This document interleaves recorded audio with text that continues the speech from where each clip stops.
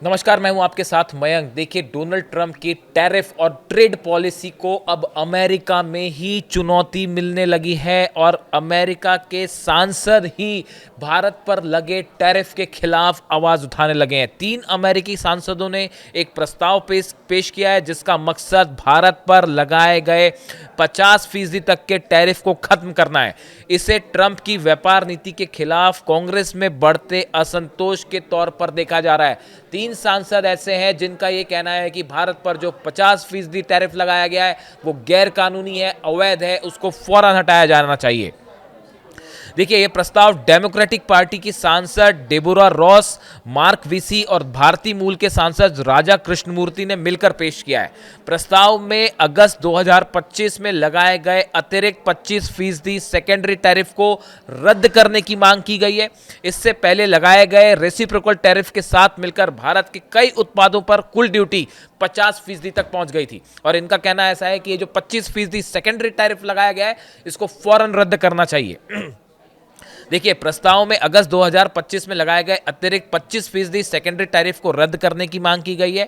ये जो टैरिफ भारत पर लागू किए गए थे, इन टैरिफ को international emergency economic perks act यानी IEEPA के तहत लागू किया गया था। सांसदों का कहना है कि राष्ट्रपति ने इस कानून का गलत इस्तेमाल किया और बिना कांग्रेस की मंजूरी के ऐसे फैसले लिए गए जो अमेरिकी अर्थव्यवस्था और आम लोगों दोनों के लिए नुकसानदेह हैं, उन्हें नुकसान पहुंचा रहे हैं। लिहाजा इसे फौरन वापस लिया जाना चाहिए।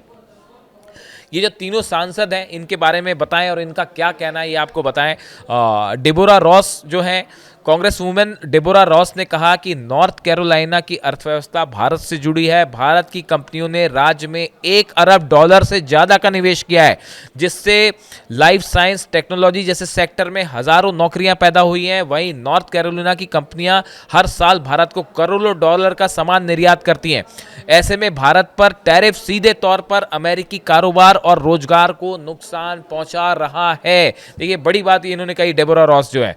अब दूसरे जो सांसद हैं, मार्क विसी, कांग्रेसमैन मार्क विसी ने कहा कि भारत अमेरिका का अहम रणनीतिक और आर्थिक साझेदार है। उनके मुताबिक ये टैरिफ आम अमेरिकी नागरिकों पर टैक्स की तरह है जो पहले ही बढ़ती महंगाई से परेशान है। उन्होंने साफ कहा कि यह नीति ना तो अमेरिका के हित में है ना ही वैश्विक साझेदारी के लिहाज से सही है। यानी इन्होंने कहा कि इस टैरिफ से बड़ा नुकसान अमेरिका को होगा, अमेरिका के कारोबार को होगा, अमेरिका की इकोनॉमी को होगा।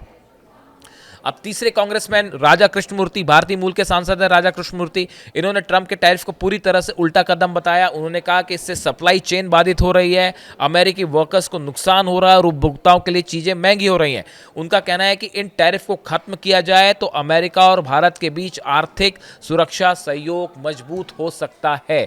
यानी आप देखिए, 3 बड़े कांग्रेसमैन जिन्होंने ट्रंप के टैरिफ को पूरी तरह से गैरकानूनी बताया है, कहा है कि ये कांग्रेस की परमिशन के बिना ये टैरिफ लगाए गए और इन टैरिफ से अमेरिका को ज़्यादा नुकसान होगा, भारत अमेरिका के जो कारोबार है उसमें नुकसान होगा, ट्रेड अफेक्ट होगा और उससे अमेरिकन को ज़्यादा नुकसान होगा। लिहाजा इसको फौरन वापस लेना चाहिए।